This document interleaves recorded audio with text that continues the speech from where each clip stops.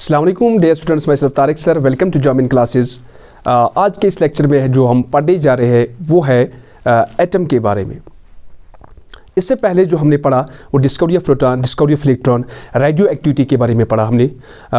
आज यहाँ से हमें जो स्टार्ट होने वाला है वो है एक मॉडल का, हमें एक एटम का एक मॉडल जानेंगे हम। धीरे धीरे हम इसी मॉडल को हम एक्सप्लेन करेंगे। इसके लिए बहुत सारे साइंटिस्ट आ गए, जैसे कि इसमें पहले हमारा थॉमसन जो एटॉमिक मॉडल दिया, उसके बाद रदरफोर्ड आ गए, उसके बाद बोहर आ गए, उसके बाद हमें स्पेक्ट्रोस्कोपी इसकी पढ़नी है। कैसे मतलब with the help of spectroscopy हमें पता चल गया कि actual model of an atom. तो हमें यहाँ तक पता था कि once it was known that जो एटम होता है it contains the subatomic particles just like protons and electrons. Now it was a turn to know the arrangement of these subatomic particles। यहाँ तक हमने जाना जो subatomic particles होते हैं एक एटम में वो क्या क्या होते हैं, ठीक है ना।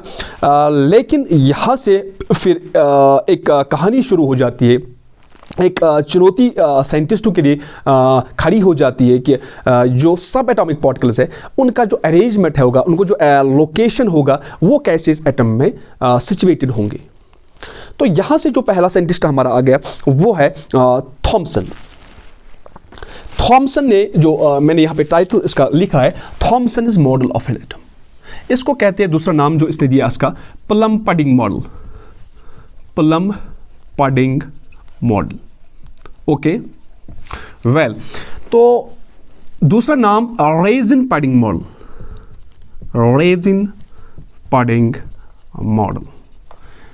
चौथा नाम जो फोर्थ वन दे दिया वो दिया था वाटरमेलन मॉडल, वाटरमेलन मॉडल। ये सब इसके नाम दे दिए किसने? थॉमसन ने, ठीक है ना। Plum pudding model, raisin pudding model, watermelon model. तो मैंने यहाँ पे एक वेयर लिखा नाम 1898। तो जो ये थॉमसन था, he was the first, he gives us the detailed model of an atom in 1898। तो थॉमसन पहला शख्स था जिसने हमें एटम के बारे में एक जानकारी दे दी। पहले की हम बात कर रहे हैं। तो उसने कहा, जो इसने क्यों नाम दे दिया इसको ऐसे वाटरमेलन मॉडल या ऐसे plum pudding model, raisin pudding model, इसने इनको इसके साथ रिजेंबल करवाया। इसने कहा फॉर एग्जाम्पल, अभी मैं आपको एग्जाम्पल के तौर से समझाता हूँ। इसने कहा हमारे पास ये वाटरमेलन है, ठीक है ना, ये हमारे पास वाटरमेलन है। तो वाटरमेलन में आप देख रहे हो जो आप खाते हो एडिबल पार्ट, जो इसका एडिबल पार्ट होता है, जो रेड एडिबल पार्ट होता है, जो वाटरमेलन का रेड एडिबल पार्ट होता है जो आप खाते हो, इसने कहा ये इसमें क्या है, ये इसमें प्रोटॉन्स है, ऐसे इसमें प्रोटॉन्स डिस्ट्रीब्यूट हुए होंगे, ठीक है ना। और इसने कहा जो इसमें सीड्स होते हैं वाटरमेलन में, ये समझो ये इलेक्ट्रॉन्स है, ये इलेक्ट्रॉन्स है। तो उसने कहा ये जो सीड्स है, जो वाटरमेलन में सीड्स होते हैं, ठीक है ना, इनको बोला ये ऐसे ही एटम में इलेक्ट्रॉन्स होते हैं, ऐसे ही एटम में इलेक्ट्रॉन्स होते हैं। और जो रेड एडिबल पार्ट है, और जो रेड एडिबल पार्ट है, रेड एडिबल पार्ट है, ये है क्या? प्रोटॉन्स, यानी positively charged sphere, positively charged sphere. तो इसने कहा, इसने जो मॉडल दिया, इसने कहा जो एटम होता है वो रिजेंबल किसके साथ करता है, ये एक पॉजिटिवली चार्ज्ड स्फीयर है और जो इलेक्ट्रॉन्स है वो इस एटम में प्रेजेंट है, इनसाइड द एटम वो प्रेजेंट है। तो उसने इसको रिजेंबल किया वाटरमेलन के साथ, इसीलिए इसको पड़ गया नाम वाटरमेलन मॉडल। उसने कहा जो ये रेड एडिबल पार्ट होता है, ये समझो ये पॉजिटिवली चार्ज्ड स्फीयर है जिनको हम प्रोटॉन्स बोलते हैं, और जो ये सीड्स है ये इलेक्ट्रॉन्स है। तो इसीलिए इसने इसको वाटरमेलन मॉडल का नाम भी दे दिया। तो उसके कुछ पोस्टुलेट्स थे। तो पोस्टुलेट्स, अगर हम इसके पोस्टुलेट्स देखेंगे जो थॉमसन ने बता दिया, थॉमसन ने बता दिया नंबर फर्स्ट पोस्टुलेट जो मैंने अभी बता दिया, जो एटम होता है वो रिजेंबल करता है किसके साथ, एक पॉजिटिवली चार्ज्ड स्फीयर के साथ, और जो इलेक्ट्रॉन्स होते हैं वो प्रेजेंट होते हैं इनसाइड द एटम। तो समझो ये एक वाटरमेलन है या फुटबॉल है, तो ऐसे ही इसमें जो ये चारों तरफ पॉजिटिवली जो पॉजिटिव चार्ज है स्फीयर के अराउंड, ये सब जगह फैला हुआ है, और जो अंदर इसके है वो इलेक्ट्रॉन्स है। तो ये हो गया इसका पहला पोस्टुलेट, ठीक है ना। तो नंबर सेकंड पोस्टुलेट इसने समझा दिया, जो नंबर सेकंड पोस्टुलेट था इसने बता दिया जो पॉजिटिव जो प्रोटॉन्स एंड इलेक्ट्रॉन्स, यानी कि जो पॉजिटिव चार्ज और नेगेटिव चार्ज है, ठीक है ना, वो इक्वल इन मैग्नीट्यूड होता है। जो पॉजिटिव चार्ज और जो नेगेटिव चार्ज है वो इक्वल इन मैग्नीट्यूड होता है। उसका मतलब है जो एटम होता है वो इलेक्ट्रिकली क्या होता है, न्यूट्रल, उस पर जीरो चार्ज होता है। तो ये इसका सेकंड पोस्टुलेट था। उसने कहा यहाँ पे एटम पे कोई चार्ज नहीं होता है, ये मतलब इलेक्ट्रिकली न्यूट्रल होता है, क्योंकि इसमें जो पॉजिटिव चार्ज और नेगेटिव चार्ज है वो इक्वल इन मैग्नीट्यूड होता है।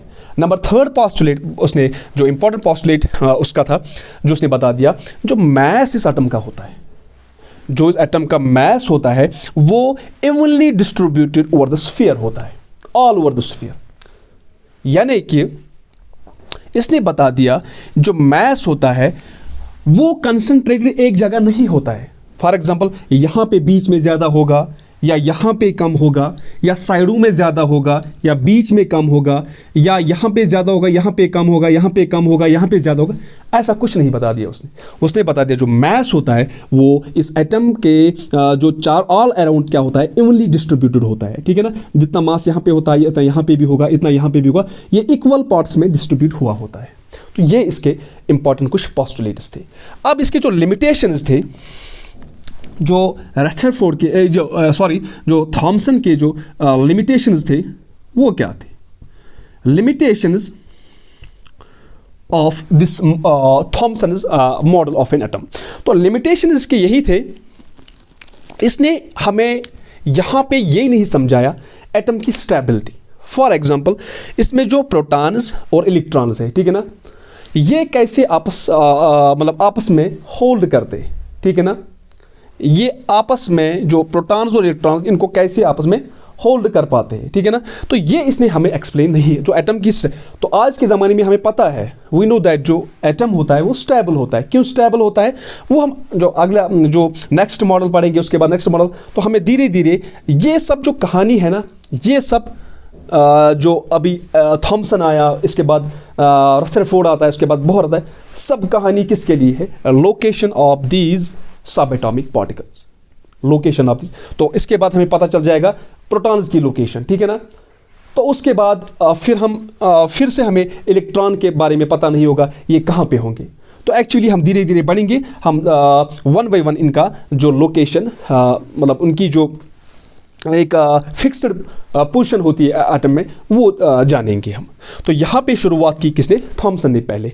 तो इसने कहा जो प्रोटॉन्स होते हैं, तो लिमिटेशन जो हम इसकी बोल रहे हैं, लिमिटेशंस, तो पोस्टुलेट्स हमने कहा, लिमिटेशंस इसकी ये थी कि इसने एक्सप्लेन हमें नहीं कर पाया, इसने एक्सप्लेन नहीं कर पाया ये चीज़ कि जो प्रोटॉन्स है वो इलेक्ट्रॉन्स को कैसे होल्ड कर पाते हैं। तो नंबर सेकंड एटम की स्टेबिलिटी, इसको मतलब इसके बारे में कुछ नहीं कहा। नंबर थर्ड पॉइंट जो इसका नंबर थर्ड जो लिमिटेशन था इसका, जो इसके बाद जो रदरफोर्ड्स ऑब्जर्वेशंस थी, जो रदरफोर्ड्स एक्सपेरिमेंट था, उसके बारे में उसने मतलब कुछ जो रदरफोर्ड ने उसमें बता दिया, हम पढ़ने वाले हैं नेक्स्ट लेक्चर में उसने क्या बता दिया उसमें, तो उसके बारे में उसने कुछ नहीं बता दिया, तो कुछ नॉलेज नहीं थी उसके बारे में। हाँ, यहाँ पर क्वेश्चन उठता है क्या मतलब इसका मतलब कुछ कंट्रीब्यूशन नहीं था, नहीं, कंट्रीब्यूशन बहुत इसका है, इसमें बहुत सारा कंट्रीब्यूशन है, लेकिन यह है कि उसके बाद जब बोहर आया उसने इसका आइडिया उठा दिया, ठीक है ना, इसने आइडिया उठा दिया, उसको मतलब 60% 50% मतलब एक सपोर्ट, एक हेल्प मिल गई तो इस एक एटम को